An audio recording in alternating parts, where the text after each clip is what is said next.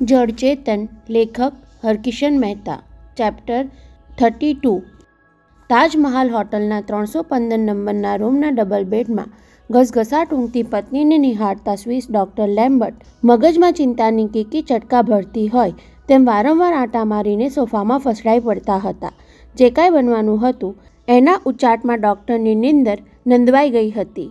5 વર્ષ સુધી બેહોશ રહેલી પેશન્ટ માત્ર 25 મિનિટની સારવારથી શુદ્ધિમાં આવી જાય એ ચમત્કાર જગતના કોઈ પણ ન્યુરોલોજિસ્ટ માટે માનવીને જગાડી શકવાની શ્રદ્ધા જગાવનારી ઘટના હતી. પરંતુ 5 વર્ષે ભાનમાં આવનાર પેશન્ટ એક અજાણ્યા ડૉક્ટરને પ્લેન ક્રેશની આગાહી કરીને મૃત્યુમાંથી ઉગારી લેવા મથે એ તો માનવીની અંધશ્રદ્ધા વધારવાની ઘટના કહેવાય. સાચું કહેજો ડૉક્ટર. રોકાઈ જવાનું નક્કી થઈ ગયા પછી પત્નીએ વહાલથી એમને પૂછ્યું હતું. એ છોકરીની આગાહી સાંભળીને તમને ભય તો લાગ્યો હતો ને? ભય તો અત્યારે પણ લાગે છે, સાંભળીને માર્ગારેટ ચોંકી હતી. હવે શેનો ભય? આગાહી સાચી પડવાનો ભય, કહીને ડૉક્ટર રૂમની છતને તાકવા લાગ્યા હતા. કદાચ પ્લેન ક્રેશ થાય તો માત્ર આપણે 2 ઉગરી ગયાનું આશ્વાસન રહેશે, પણ કોને ખબર બાકીના 200, 250 કે 300 પેસેન્જરોનું શું થશે? ત્યાર પછી અડધી મિનિટ બેમાંથી કોઈ કાંઈ બોલી શક્યું ન હતું. માર્ગારેટનો અંતરઆત્મા ડંખવા લાગ્યો. અત્યાર સુધી પોતે માત્ર બેનો જ વિચાર કરતી રહી. ક્રેશની આગાહી સાચી પડવાની છે એવી ભીતિ બેસી ગઈ હોવા છતાં સ્વિસ એરલાઇન્સની આજની ફ્લાઇટમાં સફર કરનારા બીજા બધાનો વિચાર પોતાને કેમ ન આવ્યો? હવે તરડાયેલા અવાજે એણે પતિને પૂછ્યું હતું. બીજા બધા માટે આપણે કાંઈ ન કરી શકીએ ડૉક્ટર? માત્ર પેલીની આગાહી ખોટી પડે એવી પ્રાર્થના સિવાય બીજું શું કરી શકીએ માર્ગા? કેમ? બિછાનામાં આડી પડેલી માર્ગારેટે સફાળા બેઠા થઈને કહ્યું હતું. ટેલિફોન કરીને આપણે એરલાઇન્સવાળાને સમજાવી ન શકીએ કે આજની ફ્લાઇટ કેન્સલ કરો? માર્ગા, જે મને સમજાવવા તારે આટલી બધી લમનાજીક કરવી પડી એ એરલાઇન્સવાળાને હું ટેલિફોનથી કેમ સમજાવી શકવાનો હતો? આવી ચમત્કારિક આગાહીની વાત કોણ માનવાનું હતું?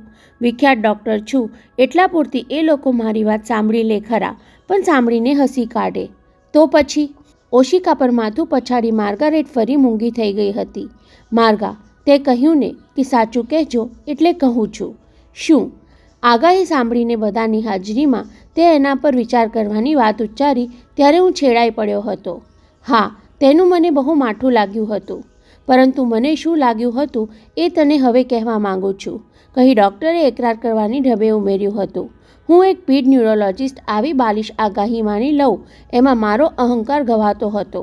ત્યાં ઊભેલા ડૉક્ટરો મારા માટે કેવા વિચાર કરશે એવા વિચારથી હું તારા પર છેડાઈ પડ્યો હતો.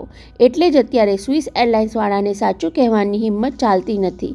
કદાચ હિંમત કરું તો પણ આપણા કહેવાથી ફ્લાઇટ કેન્સલ થવાની નથી. મને એક વિચાર આવે છે. ફરી બેઠી થઈ જતી માર્ગારેટ બોલી ઉઠી હતી. આપણે નનામો ફોન કરીને એરલાઇન્સવાળાને ચેતવણી આપીએ કે તમારા પ્લેનમાં ટાઈમ બોમ્બ મુકાયો છે. નોનસેન્સ, માથો ધૂણાવતા બોલી ગયેલા ડૉક્ટરે પત્નીને માઠું ન લાગે એટલે તુરંત વાળી લીધું હતું. માર્ગા, જરા તો વિચાર કર કે મારા જેવા ડૉક્ટર બોમ્બની ચેતવણી આપે એ કેવો ભયાનક ગુનો ગણાય. પણ આપણે શુભ આશયથી એમાં આશય ન જોવાય, પરિણામનો વિચાર કરાય. તો હવે શું કરવું ડૉક્ટર? માર્ગારેટના મગજની તાણ વધવા લાગી. આગાહી સાચી પડી તો આટલા બધા પેસેન્જરોને ઉગારી લેવાની તક જતી કરવા બદલ આપણે જિંદગીભર પસ્તાવવું પડશે. જિંદગી પર પસ્તાવું ન હોય તો બીજા બધાનું જ થશે તે આપણું થશે એમ માનીને જિંદગીનું જોખમ ખેડી લેવું જોઈએ. એ સિવાય બીજો કોઈ વિકલ્પ નથી. ડૉક્ટરે આમ કહ્યું તો ખરું, પણ એનો અમલ કરવા માંગતા હોય એવી ચેષ્ટા દેખાડી નહીં. છતને તાકતા બિછાનામાં જ પડ્યા રહ્યા હતા. આપણે એક કામ કરીએ. કોઈ પણ હિસાબે કાંઈક કરી છૂટવા માંગતી હોય તે માર્ગારેટે સૂચન કર્યું. એરપોર્ટ પર ફોન જોડીએ. કદાચ કોઈ કારણસર ફ્લાઇટ કેન્સલ પણ થઈ હોય. એ તારો શેખ ચલ્લીનો તર્ક છે માર્ગા. પતિ મૂંઝવાઈ ગયો હોય તેમ ડૉક્ટરે ઉમેર્યું. ફોન કરીને આપણાથી એમ થોડું પૂછાય કે તમે આજની ફ્લાઇટ કેન્સલ કરી છે? ના, આપણે તો એમ જ કહેવાનું કે અમે જવાનું કેન્સલ કર્યું છે. એટલીસ્ટ આપણને એમ તો થાય કે આપણે કંઈક કર્યું. હં, પત્નીની વાતમાં કંઈક તથ્ય લાગ્યું હોય તેમ ડૉક્ટરે હોટલની ઓપરેટરને ઇન્ટરનેશનલ એરપોર્ટ પર સ્વિસ એરલાઇન્સ સાથે સંપર્ક કરાવી આપવા કહ્યું હતું. ફોન લાગ્યો ત્યાં સુધીમાં સામેવાળાને શું કહેવું એ વિચારી લીધું હતું. સ્વિસ એરલાઇન્સના traffic superintendent mister Marshall line પર આવ્યા એટલે ડૉક્ટરે પોતાનો પરિચય આપીને કહ્યું હતું. અમે બંનેની આજની ફ્લાઇટ બુક કરી હતી. Yes sir. રિપોર્ટિંગ કાઉન્ટર પર આપની જ રાહ જોવાઈ રહી છે. પેલાએ વિવેકથી કહ્યું હતું. આપ બંને અમારા VIP પેસેન્જર છો એટલે રાહ જોવી જ રહી સર. પરંતુ અત્યારે તો 1 વાગી ગયો. નેવર માઇન્ડ સર, આપ કલાકમાં આવી પહોંચશો તો ચાલશે, કહીને પેલાએ હળવેકથી ઉમેર્યું. અમસ્તી પણ ફ્લાઇટ અડધો કલાક ડિલે છે. મોડી છે? ડૉક્ટરે પૂછ્યું ત્યારે માર્ગારેટ ચોંકી જઈને તેમની લગોલગ સરકી આવી હતી. ડિલે કેમ છે mister Marshall? Nothing serious, just a routine checkup.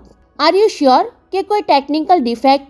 નહીં સર, એવરીથિંગ ઇઝ પરફેક્ટ. 297 વ્યક્તિની જિંદગીનો સવાલ હોય ત્યાં અમે કોઈ કચાશ થોડી રહેવા દઈએ. તો હવે તમારે માત્ર 295 વ્યક્તિની ચિંતા કરવાની રહેશે. આખરે ડૉક્ટર લેમ્બર્ટે કહેવું પડ્યું. હું અને મારી વાઈફ ફ્લાઇટ પકડી શકીએ તેમ નથી. Why sir? What happened sir? પેલાના અવાજમાં ચિંતાનો રણકો ભળ્યો. Anything wrong sir? ખાસ કોઈ કામ નથી, પણ ડિનર લીધા પછી મારી વાઈફના પેટમાં અચાનક ગડબડ થઈ ગઈ. સાચું કહેવા માટે જીભ ન ઉપડી ત્યારે સ્વિસ ડૉક્ટરે બનાવટી કારણ ઉપજાવી કાઢવું પડ્યું. 2-3 ઉલટીઓ થઈ એટલે દવા આપીને ઊંઘાડી દેવી પડી. ઓહ, આઈ એમ સોરી સર. મેં તમને જાણ કરવા માટે જ ફોન કર્યો કે પ્લીઝ અમારી રાહ નહીં જોતા. Thanks sir. આઈ હોપ કે હોટલના ફૂડથી કંઈ ગડબડ ન થઈ હોય. Don't worry, she will be alright to fly tomorrow. કહીને કચવાતા જીવે ડૉક્ટરે ફોન મૂકી દેવો પડ્યો હતો. 15-20 મિનિટ એની એ ચર્ચા ચાલી ત્યારે માર્ગારેટને સાચી જ ઉલટી જેવું થવા લાગ્યું હતું. એરલાઇન્સવાળાને ખોટું કહ્યું તેનું અડધું સાચું પડ્યું એટલે બાકીનું અડધું પણ સાચું પાડવા માંગતા હોય તેમ ડૉક્ટર લેમ્બર્ટે ઊંઘની ટીકડી આપી પત્નીને ઊંઘાડી દેવી પડી હતી. પોતે ઊંઘવા માંગે તો પણ ઊંઘી શકે તેમ ન હતા અને જાગવા માટે સમય પસાર કરવામાં કાળજું વલોવાતું હતું. પત્નીને જેનું વ્યસન હતું એ હેડલી ચેઝની પોકેટબુક વાંચવા લીધી તો 4-5 પાના વાંચીને પડતી મૂકી દીધી.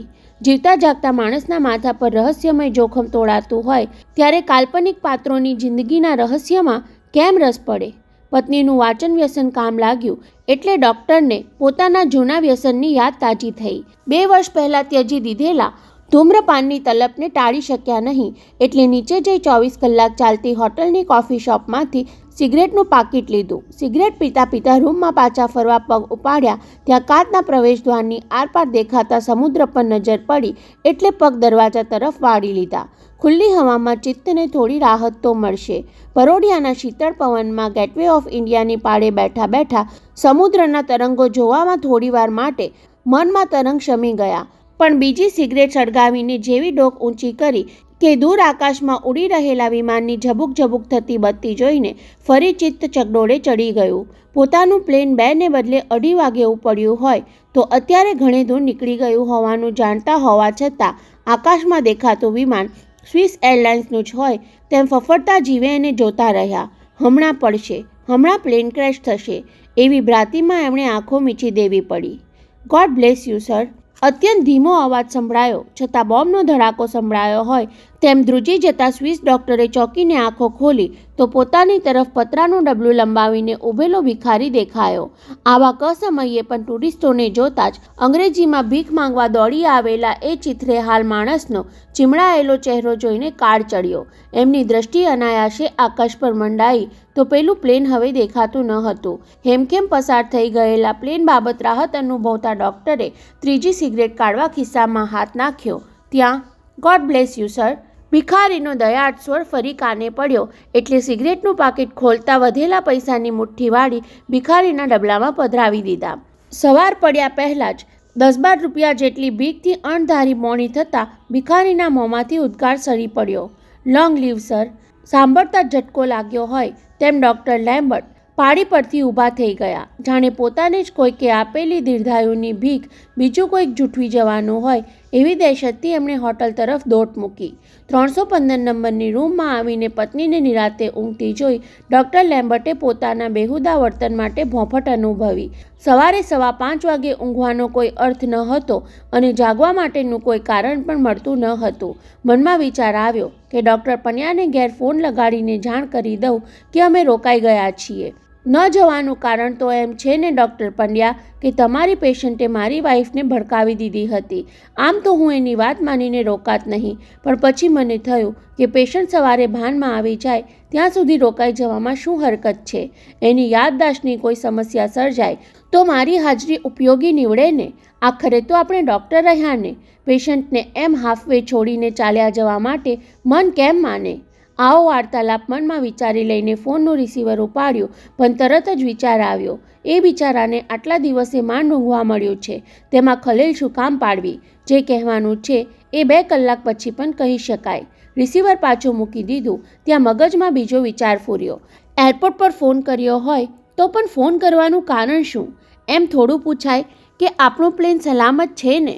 મન હઠીલું થાય ત્યારે દલીલની બધી જ લગામો તેને વશમાં રાખવામાં અસમર્થ પુરવાર થાય છે. આખરે સ્વિસ ડૉક્ટરે બાલિશ કારણ ઉપજાવી કાઢ્યું. હઠીલું મન બાલિશ કારણને પણ વ્યાજબી ઠરાવી શકે છે. હોટલની ઓપરેટરે ફોન લગાવી આપ્યો અને સામેથી એ ટ્રાફિક સુપરિન્ટેન્ડન્ટ મિસ્ટર માર્શલનો અવાજ સંભળાયો ત્યારે ડૉક્ટર લેમ્બર્ટને ઘડીભર તો રિસીવર પાછું મૂકી દેવાની ઈચ્છા જોર કરી ગઈ. This is Swiss airline counter. સામેથી ફરી અવાજ સંભળાયો, વિલ યુ પ્લીઝ? ત્યારે ડૉક્ટરથી રહેવાયું નહીં. હું ડૉક્ટર લેમ્બર્ટ બોલું છું. Sorry to disturb you at this hours, પણ થોડી વાર પહેલાં મારી વાઈફ અચાનક ઊંઘમાંથી જાગી પડી. હાંફતી હાંફતી એ કહી રહી હતી કે કંઈક ભયાનક બની ગયું છે ડૉક્ટર, આપણા પ્લેનને. ડૉક્ટર પોતે જ આટલું બોલતા હાંફવા લાગ્યા ત્યારે સામેથી અવાજ સંભળાયો, ડૉક્ટર, કમનસીબે તમારી પત્નીનું એ દુઃખદ સ્વપ્ન સાચું પડ્યું. વોટ? ડૉક્ટર લેમ્બર્ટે ફોનના રિસીવરમાં ચીસ નાખી. શું સાચું પડ્યું? થોડી વાર પહેલાં જ ખબર આવ્યા કે સ્વિસ એરલાઇન્સ ફ્લાઇટ નંબર 258નું પ્લેન દુબઈ નજીક સમુદ્રના અખાતમાં તૂટી પડ્યું. સાંભળીને ડૉક્ટરની છાતી ભીસાવા લાગી. Mister Marshall, you mean to say? Yes sir. સવારના પહોરમાં આવા ગમખ્વાર ખબર આપવા બદલ દિલગીર છું, પણ 297 જણા, સોરી 295 વ્યક્તિઓને લઈ જતું વિમાન આગની જ્વાળામાં લપેટાઈને નીચે પટકાઈ પડ્યું. એટલે બોલનારાના અવાજમાં રુદન ભળ્યું. કોઈના બચવાની આશા. બાકીના શબ્દો વણ કહ્યા જ રાખીને સામેવાળાએ ફોન મૂકી દીધો ત્યારે ડૉક્ટર લેમ્બર્ટનો હાથ લકવા લાગ્યો હોય તેમ જડ બની ગયો. છાતીની ભીસ વધવા લાગી અને મગજની નસો તણાવા માંડી. આઘાતથી પહોળી થઈ ગયેલી આંખોમાં ભડકે બળતા વિમાનનું દ્રશ્ય જડાઈ ગયું અને કાનના પડદા પર અસંખ્ય સ્ત્રી પુરુષોની મરણચીસો થીજી ગઈ. એ જડવત અવસ્થામાંથી બહાર આવતા સુધીમાં સ્વિસ ડૉક્ટરના કપાળેથી પરસેવો નીતરવા લાગ્યો. હાથની ભીની થતી મુઠ્ઠીમાંથી ટેલિફોનનું રિસીવર વચકીને ટેબલ પર પડેલા ગ્લાસ પર પટકાયું. કાચ ફૂટવાના નજીવા અવાજે ડૉક્ટર લેમ્બર્ટની સ્થિતપ્રજ્ઞ અવસ્થા પર તો કોઈ અસર કરી નહીં, પણ ઘસઘસાટ ઊંઘતી પત્ની જાણે કોઈ ધડાકો સાંભળ્યો હોય તેમ ભડકીને જાગી ગઈ. શું થયું? બિછાનામાં સફાળી બેઠી થઈ માર્ગરેટે ઉદ્ગારભર્યા અવાજે પૂછ્યું. શું થયું ડૉક્ટર? કોઈ જવાબ ન મળ્યો ત્યારે ફાટી આંખે બેઠેલા પતિના ભાવશૂન્ય ચહેરા પર એની નજર ગઈ. કેમ કાંઈ બોલતા નથી? કહેતી પલંગમાંથી બહાર આવી ત્યાં ટેબલ પર લટકતા રિસીવર પર એની નજર પડી. પળવારમાં પામી ગઈ હોય કે જળવત બનેલા પતિના બંને ખભા પકડીને એને હલબલાવી નાખ્યા. ડૉક્ટર, કોનો ફોન હતો? જીભ જલાઈ ગઈ હોય તેમ શબ્દોને બદલે ડૉક્ટરે આંસુથી જવાબ વાળ્યો. છલોછલ ઉભરાઈ આવતી એમની આંખો જોઈને માર્ગરેટ પતિના બંને ગાલ પર પોતાના હાથ દાબી દઈ એમને બોલતા કરવા માંગતી હોય તેમ બહાવરા અવાજે પૂછ્યું, બોલો તો ખરા, શું થયું? Plane crash. પતિના ધ્રુજતા હોઠમાંથી સરકતા એ 2 શબ્દોએ માર્ગરેટને સ્તબ્ધ બનાવી દીધી. પછી વિચાર આવ્યો કે ફોનથી ખબર આપનાર લાઇન પર હોય તો એને જ પૂછી લઉં. ઝાપટ મારીને લટકતું રિસીવર ઉંચકી લઈ કાને મૂક્યું. Hello, hello. ના અવાજોનો કોઈ પડઘો ન પડ્યો ત્યારે ક્રેડલ પર રિસીવર મૂકી દઈ માર્ગરેટે કાંડા ઘડિયાળમાં જોયું. 5:30 વાગ્યા હતા. આટલી વારમાં પ્લેન ક્રેશ થઈ ગયો હશે અને આટલા જલ્દી ડૉક્ટરને કોઈએ એના ખબર પણ આપી દીધા? માનવામાં ન આવતું હોય તેમ એણે પતિ સામે જોયું. આંસુથી ખરડાયેલા એમના ગાલ લૂછ્યા. પછી વાસામાં હાથ પસવારી એમનો આઘાત શમાવવાની કોશિશ કરી. ખરેખર કોઈનો ફોન આવ્યો હતો ડૉક્ટર? ત્યારે જવાબમાં પતિએ માથું ધુણાવ્યું. ના, મેં સામેથી ફોન કર્યો હતો. મારાથી રહેવાયું નહીં. બહુ બેચેની થતી હતી. ઘૂંટાતા શ્વાસ છોડતા હાફતી છાતીએ ડૉક્ટર બોલી ગયા. મારી પત્નીએ કોઈ ભયાનક સ્વપ્ન આવ્યું એમ કહીને પૂછા કરી તો એણે કહ્યું કે કમ ભાગ્યે એ સપનું સાચું પડ્યું છે. ભડકે બળતું પ્લેન દુબઈ પાસે અખાતમાં પટકાઈ પડ્યું. 295 જણામાંથી કોઈના બચવાની આશા નથી. માત્ર આપણે 2 જ બચી ગયા માર્ગા, કહેતા નાના બાળકની જેમ સ્વિસ ડૉક્ટર પત્નીને બાજી પડ્યા. એકબીજાની હૂંફમાં હિપકા દ્વારા આઘાતનો બોજ હળવો થયા પછી પતિ પત્ની પરસ્પરને જોતા રહ્યા. બંનેની આંખોમાં નવું જીવન મળ્યાની કરુણતા હતી, તેમ અનેક જીવો રહેસી ગયાની કરુણતા પણ હતી. માર્ગા, તારા થકી આપણે જીવતા રહ્યા, કહીને ડૉક્ટરે પત્નીનું કપાળ ચૂમી લીધું. મારા થકી નહીં ડૉક્ટર. પતિના ભીના હોઠ પર માર્ગરેટની સૂકી આંગળી ફરવા લાગી. પેલી છોકરીએ આપણને બચાવી લીધા. હવે પસ્તાવો થાય છે માર્ગા કે તારા કહેવા પ્રમાણે એરલાઇન્સવાળાને પણ મનાવી લેવાનો મેં કેમ પ્રયત્ન ન કર્યો. જે થવાનું હોય છે તે થઈને જ રહે છે ડિયર. માર્ગરેટે આશ્વાસન આપ્યું. આપણી આવરદા બાકી હશે એટલે એ છોકરીએ આપણને બચાવી લીધા. બીજા બધાની આવરદા પણ આપણને જીવનદાન આપનારનું ઋણ કઈ રીતે ચૂકવી શકીશું માર્ગા? ઋણ તો પૂરેપૂરું નહીં ચૂકવી શકીએ ડૉક્ટર, પણ એનું વ્યાજ ચૂકવાય તો બસ, કહેતી માર્ગારેટના અવાજમાં એક વિચાર ઝબકી ગયો. મને એમ થાય છે કે એ છોકરીની હવે પછીની તમામ સારવારની જવાબદારી આપણે ઉપાડી લઈએ, આપણી સાથેને સ્વિટ્ઝરલેન્ડ લઈ જઈએ. સાંભળીને ડૉક્ટર લેમ્બર્ટની આંખોમાં ચમક ઉપસી આવી. Good idea. ત્યાંના હવામાનમાં એ જલ્દી રિકવર થઈ જશે. એને યાદદાસ્તની કોઈ સમસ્યા હશે તો દિવસ રાત સારવાર કરીને આપણે એને સાજી કરી શકીશું. પણ એ માનશે? શું કામ ન માને? બોલતા ડૉક્ટર લેમ્બર્ટ ઘડીભર વિચારે ચડી ગયા. ફોન પર નજર પડી એટલે ઊભા થઈ ડાયલ ઘુમાવા લાગ્યા. ડૉક્ટર પંડ્યા દ્વારા આપણે પ્રસ્તાવ મૂકી જોઈએ. આપણે હજુ મુંબઈમાં જ છીએ એ જાણીને પહેલાં તો એ ડઘાઈ જશે અને પ્લેન ક્રેશની આગાહી સાચી પડી છે એ જાણ્યા પછી હેપતાઈ પણ જશે. માર્ગરેટ એટલું બોલે ત્યાં જ સામેથી ડૉક્ટર પંડ્યાએ ફોન ઉચક્યો. બંનેએ ધાર્યું હતું એના કરતાં વધારે તીવ્ર પ્રત્યાઘાત ડૉક્ટર પંડ્યા તરફથી સંભળાયો. ઓહ ગોડ, થેન્ક ગોડ કે તમે બંને બચી ગયા. તુલસીનું ભાનમાં આવવું એ પહેલો ચમત્કાર હતો અને હવે ભાનમાં આવ્યા પછી તેને મળેલી આ દિવ્ય શક્તિ એ બીજો ચમત્કાર. સાંભળો ડૉક્ટર પંડ્યા, છોકરીને મળેલી આ શક્તિ સિક્રેટ રહેવી જોઈએ, સ્વિસ ડૉક્ટરે ભારપૂર્વક સમજાવ્યું. છાપાવાળાને ખબર પડી ગઈ હોય તો એ લોકો ધસારો કરશે. હજુ પૂરેપૂરી શુદ્ધિમાં નહીં આવેલી પેશન્ટ પર વિપરીત અસર પડશે. પ્લેન ક્રેશની એની આગાહીને આપણે ગુપ્ત રાખવી પડશે. થોડીવાર અવાક રહેલા પંડ્યા સાહેબે કહેવું પડ્યું. ડૉક્ટર ગોર્કીના ઓપરેશનની ગુપ્તતા તો આટલા દિવસ માંડ રાખી શક્યા, તેમાં હવે આ વાત છાની રાખવાનું ક્યાં સુધી શક્ય બનશે? મારી પાસે એનો ઉપાય છે. શું? અમે એને સ્વિટ્ઝરલેન્ડ લઈ જઈએ. એણે અમારા જીવ બચાવ્યા એ ઉપકારનો બીજો શું બદલો વાળી શકીએ? કહીને સ્વિસ ડૉક્ટરે ઝડપથી ઉમેર્યું. એની સાથે ભલે એના કોઈ રિલેટિવ આવે, પરંતુ સંપૂર્ણ સારવારની જવાબદારી અમે ઉઠાવી લઈશું. ત્યાં આવી જશે તો એના બંને સિક્રેટ પણ અંકબંધ રહી શકશે. તમારો પ્રસ્તાવ વિચારવા જેવો છે. વિચારવા જેવો નહીં ડૉક્ટર પંડ્યા, અમલમાં મૂકવા જેવો છે. ઉત્સાહભેર બોલી ગયેલા સ્વિસ ડૉક્ટરની અધીરાઈ ઉછળી પડી. અત્યારે 5:45 વાગ્યા છે. તમે કેટલા જલ્દી બ્રિજ કેન્ડી પર પહોંચી શકો? અડધા કલાકમાં? એટલી બધી ઉતાવળ છે ડૉક્ટર? કેમ નહીં? છોકરી નિંદરમાંથી જાગે ત્યારથી હું એની સારવાર શરૂ કરી દેવા માંગુ છું. મારે જોવું છે કે મને જોઈને એને રાતની આગાહીવાળી વાત તાજી થાય છે કે નહીં. ઓકે ડૉક્ટર લેમ્બર્ટ, અડધા કલાકને બદલે હું 25 મિનિટમાં પહોંચી જાઉં છું, કહી પંડ્યા સાહેબે ફોન મૂકી દેતા પહેલાં ઉમેર્યું. મારા વતી મિસિસ લેમ્બર્ટનો આભાર માનજો. શેના માટે? એમણે જીદ કરીને તમને રોકી પાડ્યા એટલા માટે, કહેતા ડૉક્ટર પંડ્યા ગદગદ બની ગયા. તમારા જેવા બાહોશ ન્યુરોલોજિસ્ટનો જગતને હજુ ખપ છે ડૉક્ટર લેમ્બર્ટ. સાંભળીને ફરી સ્વિસ ડૉક્ટરની આંખો ભીની થઈ ગઈ.